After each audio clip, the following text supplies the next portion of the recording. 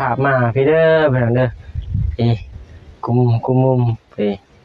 อยู่ป่าอยู่ดงพี่น้องเอ้ยมื้อนี้มาแล้วเก็บพืชสีเขียวเขินว่าพักพี่น้องเอ้ยมา3คนพี่น้องเอ้ยน้องบุษบาเป็นเก็บผักยังมันวะผักตบผักกังจ้องมันจะเป็นใบเขินว่าผักตบฟังไทยเอิ้นจักพังยังเลยก็จือผักกบผักตบนะพี่น้องกันจ้องมาอยู่หาผักหาอันนี้อีกพี่น้องเอ้ยก่อนอื่นก็กราบทักทายสวัสดีเด้อพ่อแม่พี่น้องเบิดสุขุสุขคนพี่น้องว่าจะอยู่ภายในหรือว่าต่างประเทศก็กราบทักทายสบายดีพ่อแม่พี่น้องเข้าสู่ช่องเบ้าไส้ชาแนลคือเก่าคือเดิมพี่น้องเอ้ยมาเลาะเก็บผักพี่น้องเอ้ยมื้อนี้กาสิให้พ่อพี่น้องเพิ่นไปชมบรรยากาศหาอยู่หากินเขตชนบทลาวใต้พี่น้องเอ้ยมีผักมีหญ้ากากินไปพี่น้องเอ้ยแต่ว่าใส่ขาจับกล่องน้องเพิ่นเก็บก่อนพี่น้องเก็บผักกันจองผักกูดแดงและหลายผักพี่น้องเอ้ยมีผักบกผักกูดแดง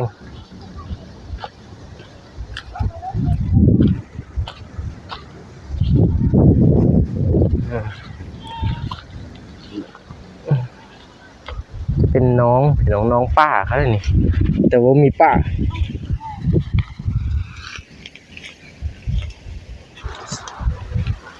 มีอยู่บ่อผักพอมีบ่อนี่เก็บได้กำลัง2หยอดผักกูดแดงเก็บดอกคันจองต่ออีกผักบุ้งได้เก็บบ่นี่เก็บเลยผักบุ้งมีวิตามินต่อร่างกายต่อสายตาเป็นไงนะสบายดีเด้อน้องบุษบาสวัสดีเด้อเก็บผักกันจองเหรอเก็บเอาแต่ดอกมันบ่เอาแต่ดอกนี่ดอกบ่มันจะหวานดอกแม่นหวานนี่ดอกดูยอดอ่อนมันจะเก็บเด้อยอดอ่อนยอดแก่ยอดแก่จะเก็บมันจะเป็นสีเด้อยอดแก่บ่เก็บเป็นยอดอ่อนยอดแก่ถ้าไปต้มมันก็แข็งหน่อยเก็บประเภทแบบนี้สวยงาม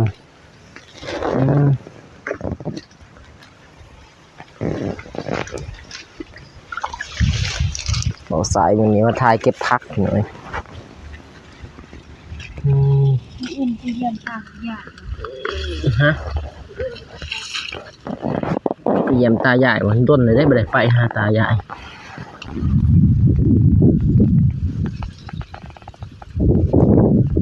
ตากับใหญ่จักไม่เป็นอะไรพี่น้องเลยเราจะไปเบิ่งเดี๋ยวสีไป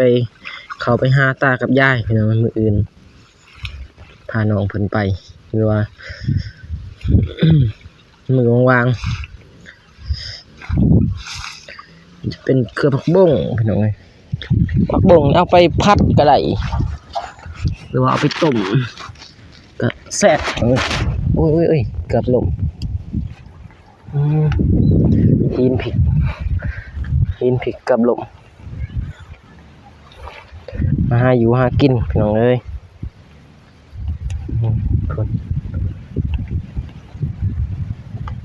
ตอน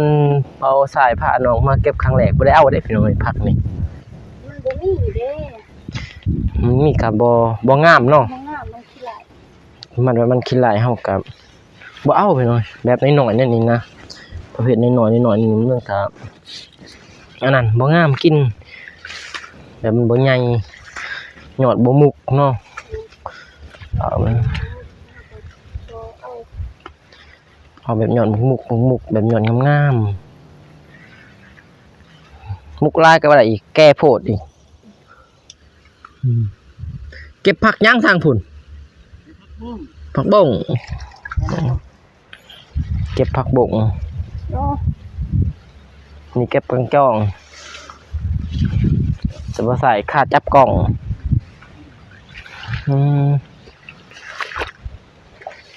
ผักบุ้งนี่เอาไปมันจะเป็นผักบุ้งธรรมชาติพี่น้องผักบุ้งสีแดงมันเป็นสีขาวเนี่ยสีแดงผักบุ้งธรรมชาติผักบุ้งดังเดิม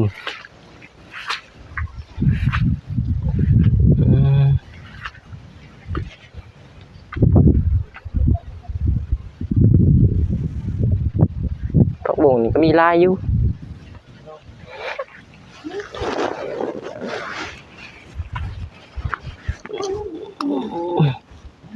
มีลายอยู่ผักบุ้ง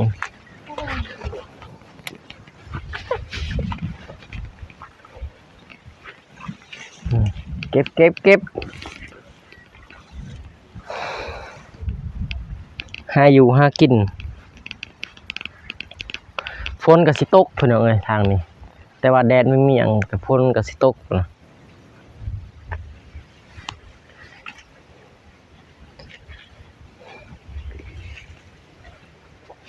พ่อแล้วบ่ไปหาผักแดงผักกูดแดงต่อผักบงผักบงลายกับบ่แซ่บสุปคันสิสุปเอาสมุดีงามผักบง ได้ผักบุ้งเฮากินกับอันนั้นจะตำข้าวปุ้นบ่หรือว่าเฮาลวกแล้วก็ไปตำใส่ข้าวปุ้น ลวกตำใส่กระปุ่น สิแซ่บกว่า มันแหละไปหาผักกูดแดงต่อนี่ได้ยังมีอยู่ทางนี้หยอดหนึ่งสองหยอดนี่เด้นี่เอาบ่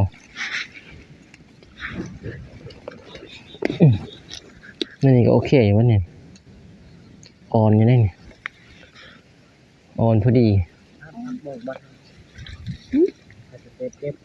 บ่ได้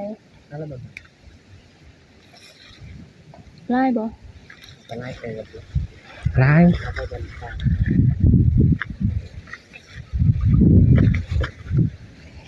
ตกปงหยอดแดงแต่ว่ามันบ่มุกมันบ่มีน้ำ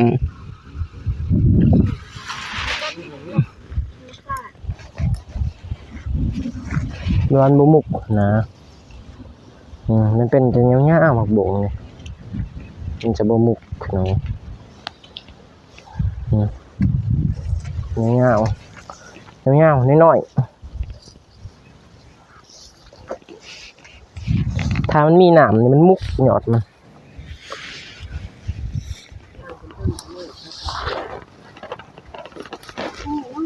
มีลายอยู่ครับผมก็ได้กินอยู่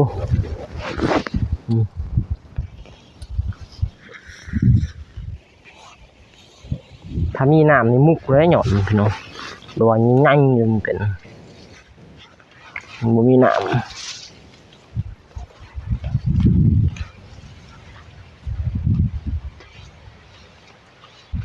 พี่น้องไปกันต่อเราเบิ่งพักแค่นี้แหละถ้าหอยหองคล้องน้ำเคยหากินพี่น้องมาหากินก่อนเพื่อหากินอาหารแรง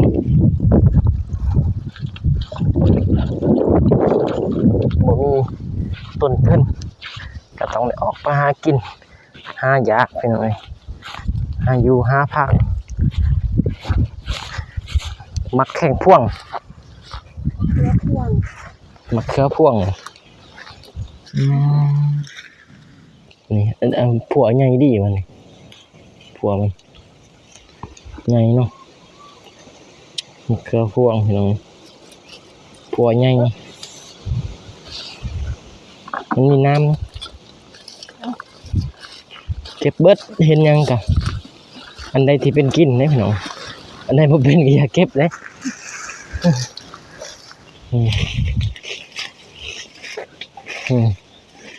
อันนี้จะเป็นผักน้ำหน่อยนี่หยอดอีช่างเกินว่า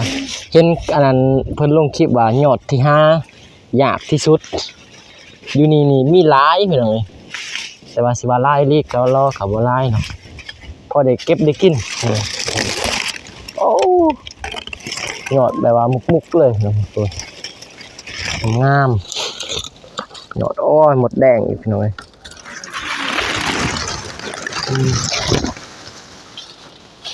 แต่จริงจะเป็นยอดผักกูดแดง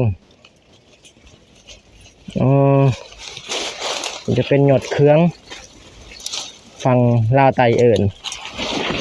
ฟังคนเอิญกับต่างบางคนเอิญยอดยังวะโอ้โห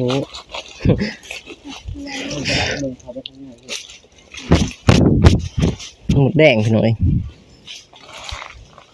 หมดแดงถ้ามีหั่งใหญ่อาจจะมีไข่หรือหมดแดงแต่นี่บ่มีหั่งใหญ่พี่หน่อย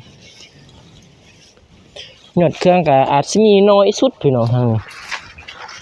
แบบว่ากกมันบางทีมุตัดถือมุตัดก็มีบอกอะไรต้นจะไปออกมาหาอยู่หากิน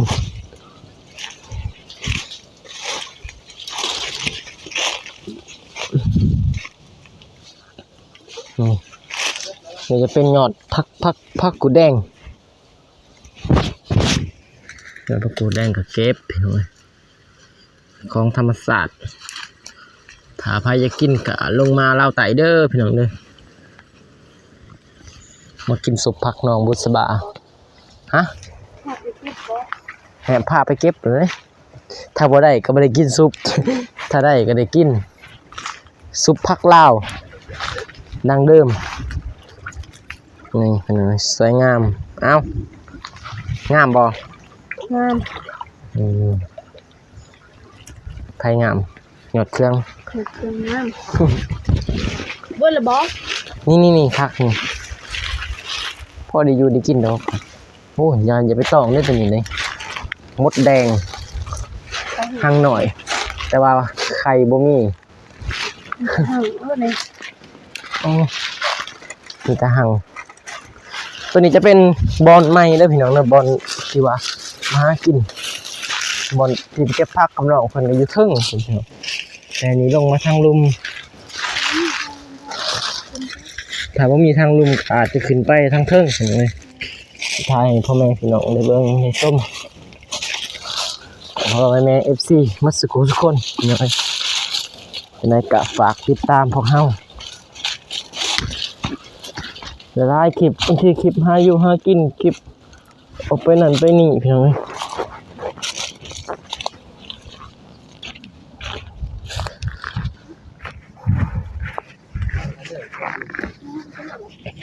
หาเลาะตั้มหวยตั้มห้องนี่แหละ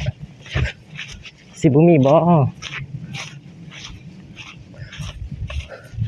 บนนี้อาจจะเป็นเล่นได้มั้งเป็นเล่นหน่อยเคยมาหาส่วงอย่างนี้หน่อยคุณบ่มีบ่แทนเป็นบ่ลงทางแล้วคน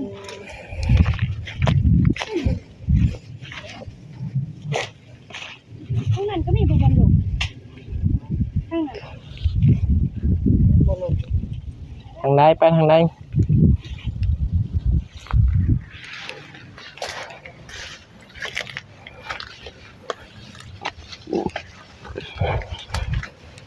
ไปพี่น้องพาลุยป่าลุยดง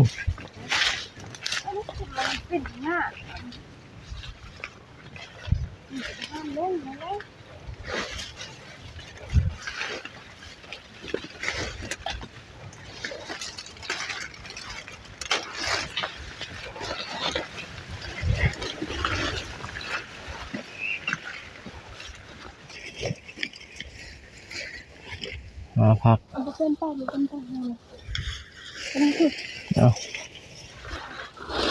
แป๊บเดียวนะที่เต็มกระคุนะแป๊บเดียวเห็นไหมหาอยู่หากินหาพักแป๊บเดียวเพราะว่ามันบ่เป็นนี้เป็นไปมีแต่เฮายางไปหามันกันเห็นเหมือนใดคันบ่เห็นเหมือนบ่มีพักนี่ได้เป็นบ่ไป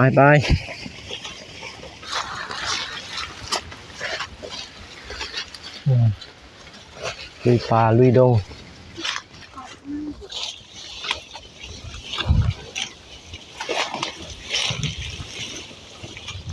น้ำเลยนี่ ต้องมันคือซื้อบ่เห็นผัก ผักเอา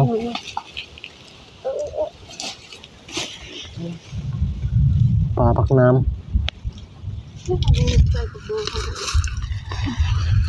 ผักน้ำเขามันจะเป็นอยู่กกนี่กกมันน้อยๆนี่ผักน้ำแต่ว่ามันแก่แล้วนี่เดี๋ยวไอ้มันแก่แล้วบ่เป็นมันแก่มันกินไม่ได้แข็ง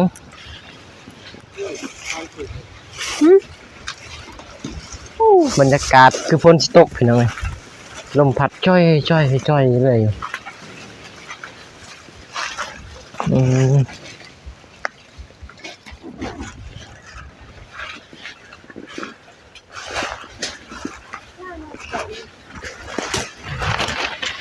แต่ที่ไปหาเนี่ยมันพักนี่พี่น้องเอ้ยไปหาพักกูดแดงเลาะหาเลยนะพี่น้องเอ้ย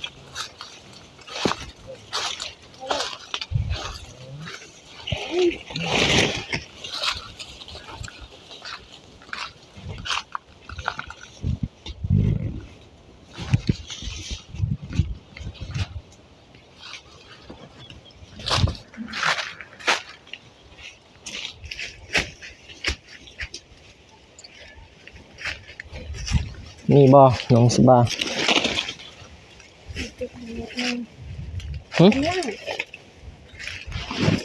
กำลังมันออกเหรอโอ้นี่เด้ผักน้ำนี่กะทาผู้มักอาจจะแสบเพียงนี่มันจะเป็นผักน้ำนี่หยอดผักน้ำ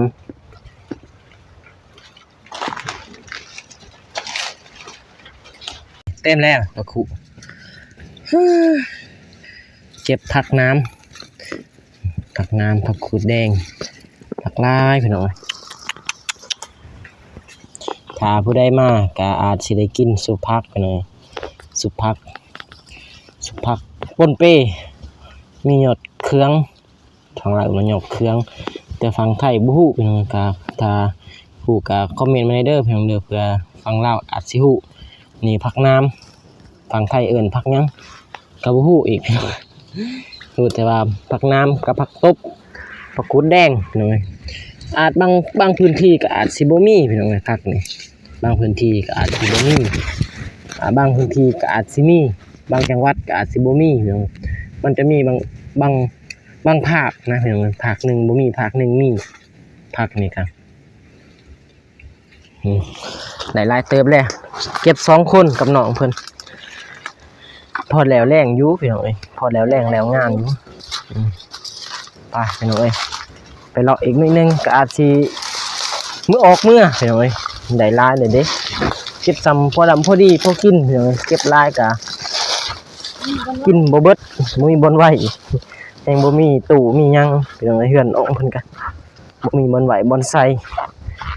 จะเก็บไว้เก็บซ้ำกินเมื่อ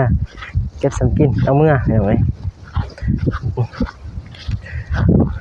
ก็อาจสิเดินทางออกเมื่อเพียงบัดนี้เพราะว่ามันก็ได้หลายแล้วคลิปก็ได้ยาวแล้วแต่ว่าคลิปนี่ก็จะถ่ายหลายๆเพียงถ่ายหลายก็ได้แต่ว่า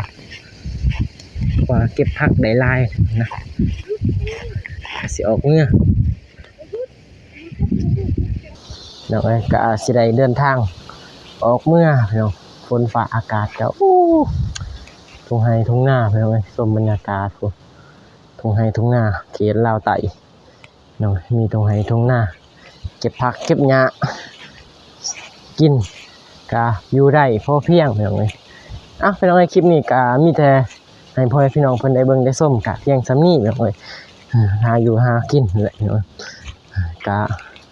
บ่มีหยังหลายพี่น้องเอ้ยถ่ายไปซื่อๆบ่ได้เว้าได้หยังที่ถ่ายเก็บผักเก็บหญ้าไปพี่น้องเอ้ยคลิปนี้บ่ใส่ก็สิขออวยพรให้พ่อแม่ FC หมดสุขทุกคน